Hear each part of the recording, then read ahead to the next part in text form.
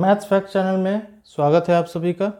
Algebra chapter के हमारा ये आज पार्ट 2 वीडियो है ना। तो इस चैप्टर में हम लोग पहले पढ़ चुके हैं कि अलजेब्रा में किन किन टर्म्स से हमारा किन बेसिक टर्म्स से हमारा मुलाकात होता है।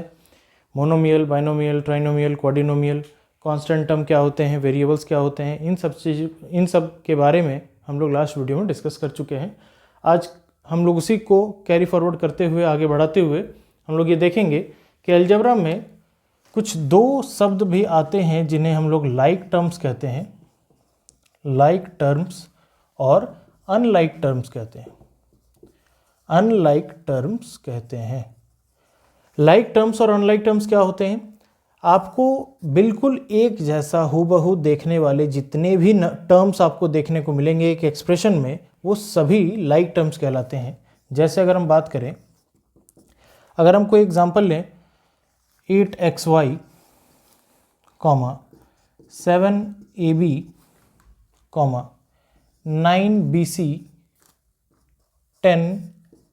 10xy, इन सभी का अगर हम एग्जांपल लें तो इनमें से अगर आप बात करें तो लाइक टर्म्स जो होंगे वो आपका जिनका भी वेरिएबल मैच कर रहा है वो आपके लाइक टर्म्स कहलाएंगे। यानी बिल्कुल डायरेक्टली अगर आप बात करें कि इसे अगर हम आगे एडिशन, सब्ट्रैक्शन, इन सभी में अगर देखेंगे तो आप इन सभी के बीच में अगर प्लस प्लस प्लस डाल दिया जाए तो आप उन्हीं टर्म्स को ऐड कर सकते हैं जिनका बिल्कुल वेरिएबल मैच कर रहा हो, आप उन्हीं टर्म्स को ऐड कर पाएंगे। तो इसलिए हमें लाइक टर्म्स को अच्छे से पहचानना, जानना आना चाहिए, तभी आप उन सारे टर्म्स को ऐड कर पाएंगे या फिर सब्ट्रैक्ट कर पाएंगे। ठीक है, तो ये हमारा लाइक टर्म्स हो गया। तो बेसिकली हमारा लाइक टर्म्स जो है वो सेम वेरिएबल वाले टर्म्स को लाइक टर्म्स कहते हैं। अनलाइक टर्म्स वो होंगे जिनका वेरिएबल मैच नहीं करेगा। अगर इसी एग्जांपल में हम लोग देखें तो ये हमारे अनलाइक टर्म्स के एग्जांपल हो गए, जिन्हें हम आपस में ना ऐड कर सकते हैं ना ही सब्ट्रैक्ट कर सकते हैं। तो ये हमारा लाइक टर्म्स और अनलाइक टर्म्स हो गए। अब इससे रिलेटेड कुछ हम लोग क्वेश्चंस लेकर देखेंगे कि कैसे हम लोग इसे ऐड सब्ट्रैक्ट करते हैं। अब लाइक टर्म्स का एक हम क्वेश्चन लेके देखने वाले हैं कि इसमें एडिशन सब्ट्रैक्शन कैसे करेंगे। लाइक टर्म्स के अगर क्वेश्चन पूछे जाएं और हमें बोला जाए कि ऐड द फॉलोइंग, तो हम लोग क्या करेंगे। क्वेश्चन अगर हमारा है 8x² plus 7xy minus 6y², ये मेरा फर्स्ट पूरा एक्सप्रेशन हो गया। नेक्स्ट एक्सप्रेशन हमारा है 4x² minus 3xy plus 2y²। अब एडिशन करने का दो मेथड होता है, एक हम लोग हॉरिजॉन्टल मेथड बोलते हैं और एक हम लोग वर्टिकल मेथड बोलते हैं। तो अभी फिलहाल आपको सबसे इजी हॉरिजॉन्टल मेथड आप लोग को सिखाते हैं। 8x² plus 7xy minus 6y²। अब हमें एडिशन करना है तो इस कॉमा को हम रिमूव करेंगे और उसके प्लेस पर हम लोग एडिशन का सिंबल देंगे। उसके बाद हम लोग लिखेंगे 4x² minus 3xy plus 2y²। अब सबसे पहले हमारा काम है कि जो लाइक टर्म्स हैं हम उन्हीं को आपस में ऐड कर सकते हैं। तो सबसे पहले आप फाइंड आउट कीजिए कि इसमें से लाइक टर्म्स कौन कौन से हैं। तो ये x² जो है वो इस x² से मैच कर रहा है। तो हम क्या करते हैं कि लाइक टर्म्स को आप अगर डायरेक्टली ऐड करना चाहते हैं तो डायरेक्टली ऐड करके लिख सकते हैं, और अगर किन्हीं को परेशानी है तो वो पहले लाइक टर्म्स को एक प्लेस पर अरेंज कर सकते हैं। तो 8x² प्लस 4x², इन दोनों को हम एक प्लेस पर अरेंज कर चुके हैं। अब हमारा नेक्स्ट जो लाइक टर्म है वो है पावर के अकॉर्डिंगली हमें अरेंज करना होगा। ये भी हमें ध्यान रखना है, अलजेब्रा चैप्टर में स्टैंडर्ड फॉर्म जो होता है वो डिक्रीजिंग ऑर्डर में पावर्स को अरेंज किए जाते हैं। तो सबसे पहले हमें नेक्स्ट टारगेट देखना पड़ेगा, ये y² के ऊपर और ये y²। तो हम लोग क्या करेंगे, माइनस 6y² लिखते हैं और बगल में लिख देते हैं प्लस 2y²। नेक्स्ट हमारा टारगेट रहेगा कि xy और xy को एक जगह पे अरेंज करना। तो ये xy और ये xy को हम लोग क्या कर लेंगे, इस प्लेस पे अरेंज कर लेते हैं। 7xy minus 3xy।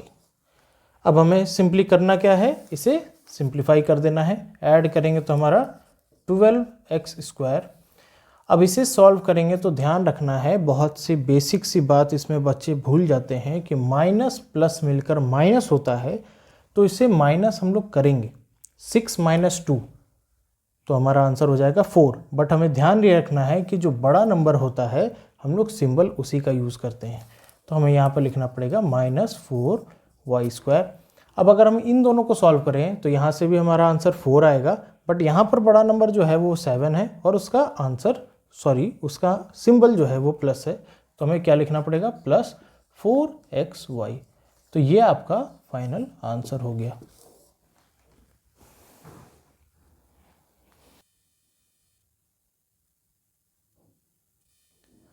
तो अब इस वीडियो को एंड करने का वक्त आ गया है, बट आप लोग को उसको एंड करने से पहले, इस वीडियो को एंड करने से पहले आप लोगों को एक बहुत ही इंपॉर्टेंट जानकारी देना चाहते हैं कि बहुत लोग कोफिशिएंट के बारे में कंफ्यूज करते हैं कि कोफिशिएंट क्या होता है। तो कोफिशिएंट जो होता है